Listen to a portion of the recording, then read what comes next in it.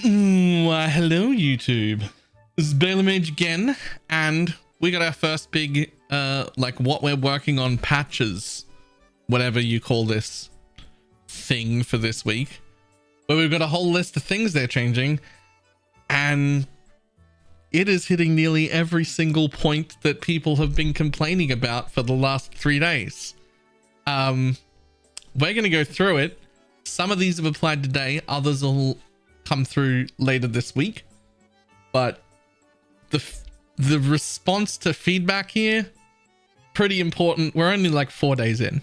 This is 4 days in, and we're getting a huge amount of changes, but we're going to go through them because they're real good.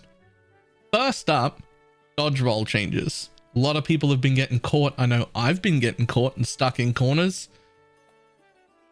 What they've ended up doing here is reducing our player size to 0 instead of 1, which is not actually 0 the way you think of it. It's just a lot smaller, right?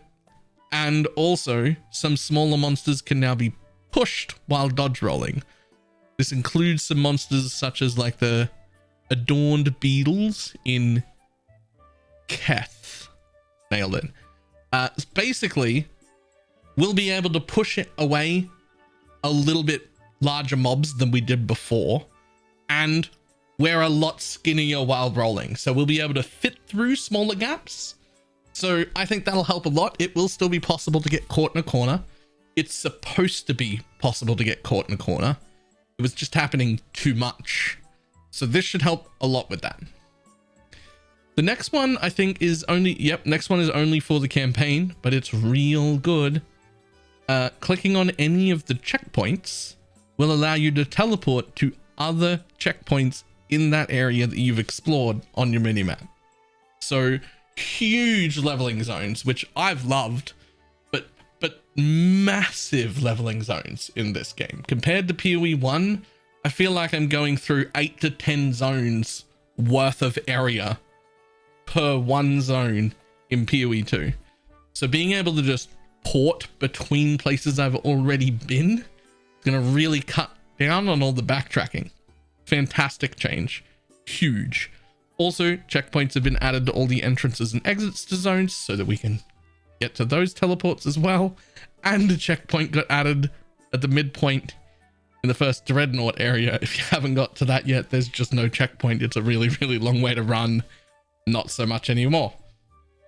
So that's cool. Those really only, that really only affects the campaign. Moving on, item changes. Item changes is great. Basically, some monsters, especially rares and bosses, haven't felt rewarding enough. They're hesitant to turn things up too much all at once, but these rare monster changes are going to be fantastic. What is this? We felt like rare monsters were not rewarding enough. This does not affect the campaign as much since there were more unique bosses. Don't worry, there's some changes to that happening lower. But for rares at least, we end up getting rarity bonus per rare modifier has been doubled. If I understand how rarity is working in this game so far, that's actually going to be huge.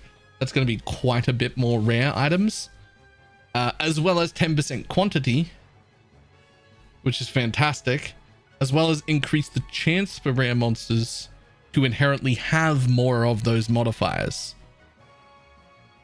Slightly harder rares as well is what that will mean, but significantly more rewarding. So huge fan of that. Then we get to the big bit, the bit everybody's gonna love. Currency changes. We felt the players were not getting enough of certain currencies either in the early game or to sustain adding mods to maps. So, Regal Orb drop rate, 40% increase. Disenchanting 6 mod rares now gives 2 Regal shards instead of 1. Lesser Jeweler Orbs, 33% increased drop rate. Reduced the drop rate of Chaos Orbs slightly, as they are less valued, so they do not consume as much of the rare currency drop pool.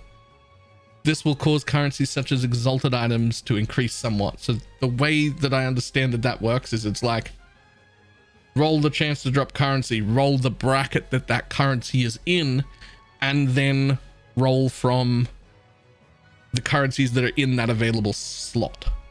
So by making chaos less common, it's made the other ones in that slot slightly more common, which is good because chaos orbs is shit. I haven't even used one yet, but I'm using all the other things. Gem cutter prism drop rate increased by 500%.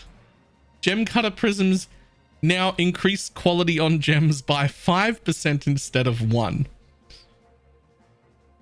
I feel like either one of those changes would have been fine.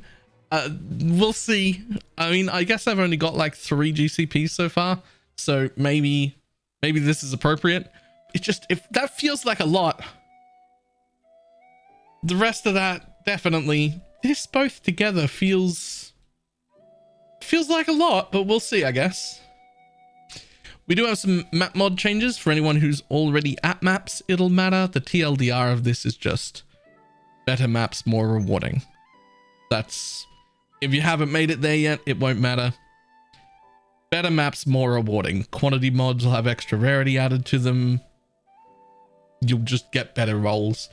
It'll be pretty impactful, but it's not really that important. Most people aren't even at maps yet, so we're good with that. This one's huge. One of the major issues that we identified are outlier unlucky drops. A single unique boss dropping really badly, especially early on, can significantly affect your character. So what we've done here, no more than 50% of a unique monster's drops can be gold.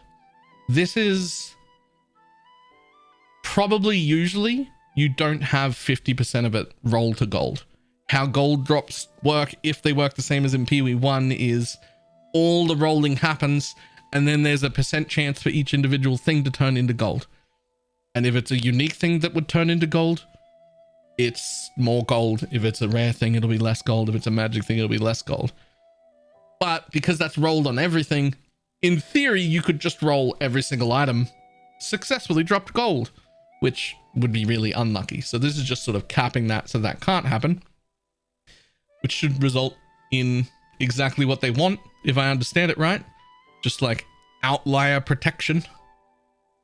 But the more important part is act bosses and map bosses will always drop at least one rare item.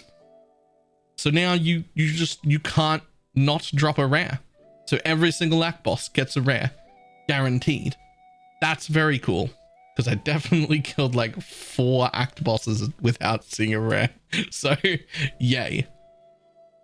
Some other things, click to move bugs, whatever, normal bug fixes and problems is not huge.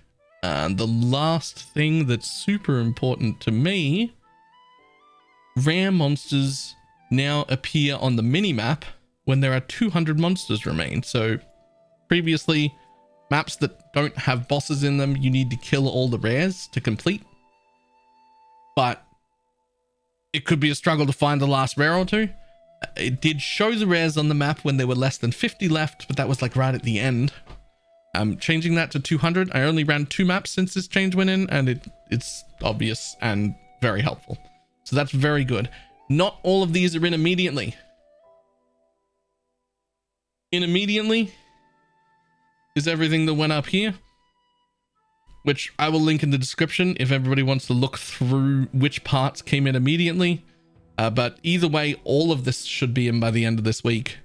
So plus whatever else they work on. So I'm loving that feedback so far. I like them to keep doing this. The only thing I'm missing still is stash tabs. I want the rest of my stash tabs, but other than that,